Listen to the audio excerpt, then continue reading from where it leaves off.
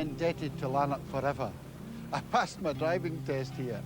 But Lanark doesn't count that as one of the reasons why it's always been at the crossroads of Scottish history. No, the human race has demonstrated all its stupidity, its courage, its rottenness, and its righteousness right here in Lanark.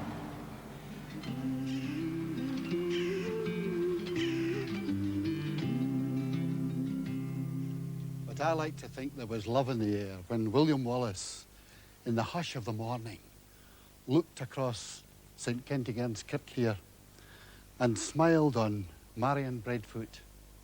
They were married at the altar there.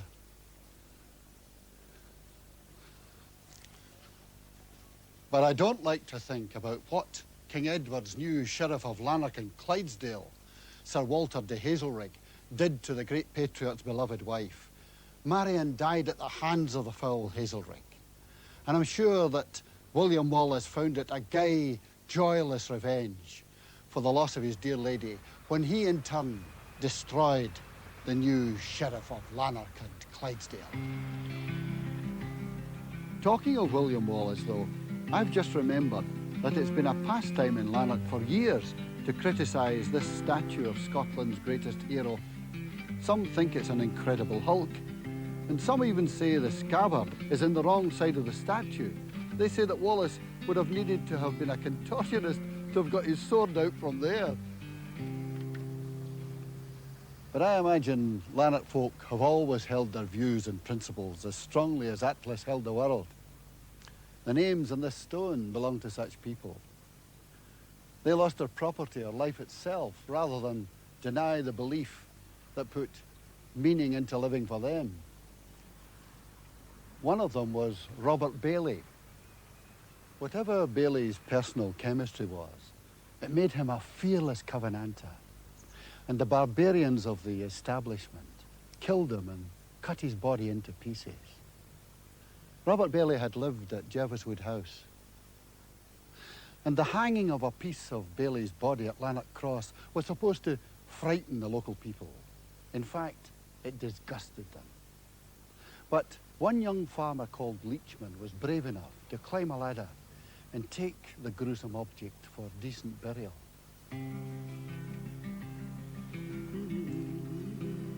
Now, the Baileys of Jerviswood were so grateful for this Christian act that they paid for young Leachman to have a proper education.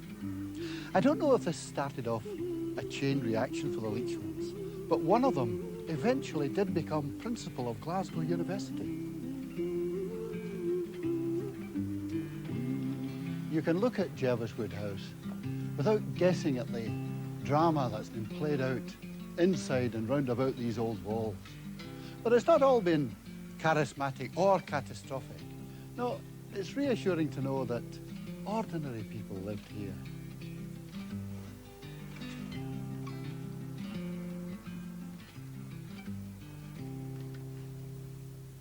When the present owner of Jerviswood was renovating the place, he found in a hidden corner this letter from a mother to her son. It's over 200 years old. And this is what she wrote. Dear Willie, I received yours and am sorry to hear that you have been so bad with the cold. I beg you to take care of yourself and let me know how you are. I am hired for service in summer in a very good family where I expect I will be very well and I have good wages, and it is not far from the place I am in. Do not trouble yourself about it. I shall come and see you again in the term. I am very well at present. I am your mother, Anne Tweddle, April 13th, 1770. Frozen into this letter are the urgent personal concerns of a woman over 200 years ago, living in difficult and uncertain times. Were times ever any other way? Life was difficult and uncertain for anybody who came in on the stormy side of the man who lived in this house coming on 200 years ago. Judge Braxfield believed that people without property could have no say in the running of the affairs of state, and his hand-picked juries backed up his beliefs. But he couldn't break the nerve or spirit of men like Thomas Muir and William Skirby and their cronies. And they were rebels who used shocking phrases like a people's democracy. And yet, though Braxfield often said that such upstarts would be named the war of a good hanging, surprisingly, he only sent that lot of upstarts to Botany Bay. He banished them. But you can't really banish a good idea.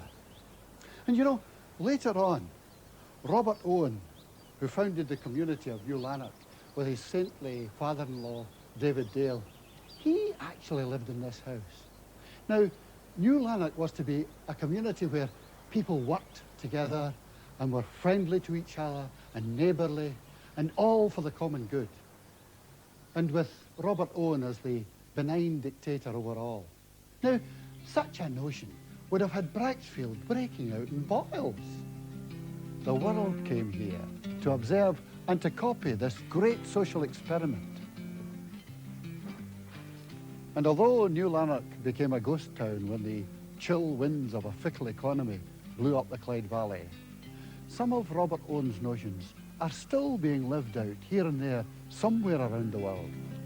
When Robert Owen built his town, no stains and lime and mud, he knew it wouldn't be a town without the flesh and blood. He knew when people gathered here to work and play together, one favour he would ask of them, be nice to one another.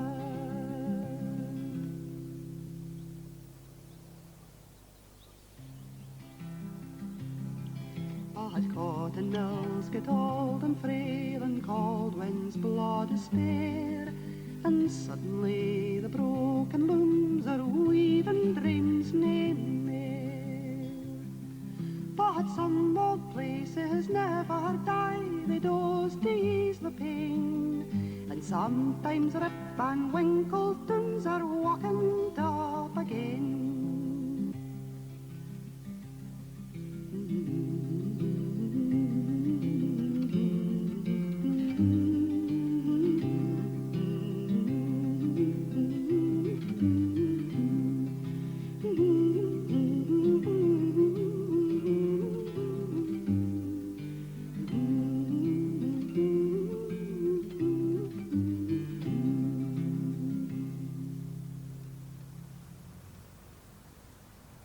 The Reverend William Menzies, or Mingus, of the Kirk of St. Nicholas, clashed with Owen when Owen told him that the New Testament was a great social document that the church had never put to work.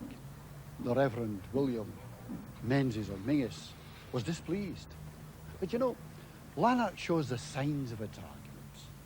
Now, if you had a neighbour who openly hated your dog, and your dog disappeared, and you suspected that neighbour of doing away with your dog, would you put a stone likeness of your dog up on your roof just to remind that neighbour forever of the foul deed? Well, somebody did here in Castlegate.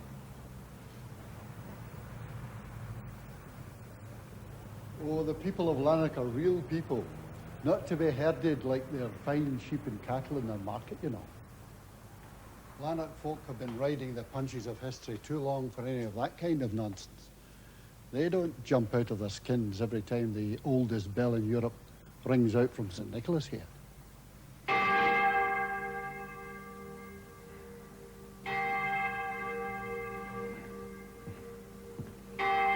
Maybe their secret is that they've retained enough of their daftness to keep themselves sane.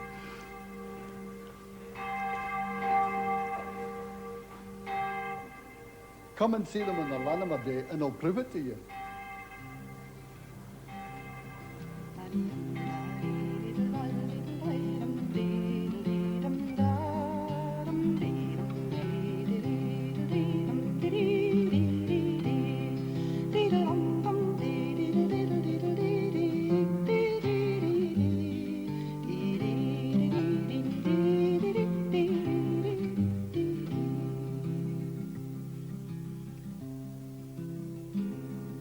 Wha wants to be in Paris now, wha wants to sail the Nile? Do you know, think dining at the Ritz would maybe cramp our style? We've danced around the Taj Mahal at Lanark's the day, and angels swinging round the stars have asked us who to play. We've danced around the Taj Mahal at Lanark's the day, and angels swinging round the stars have asked us who to play.